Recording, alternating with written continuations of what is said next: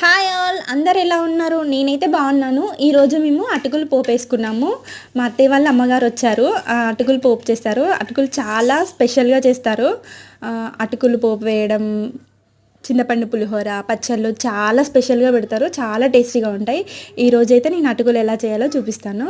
ముందుగా ఆయిల్ వేసుకొని అటుకులు బాగా వేయించుకోవాలి. కొన్ని కొన్నిగా తీసుకొని వేయించుకొని పక్కన పెట్టుకోవాలి.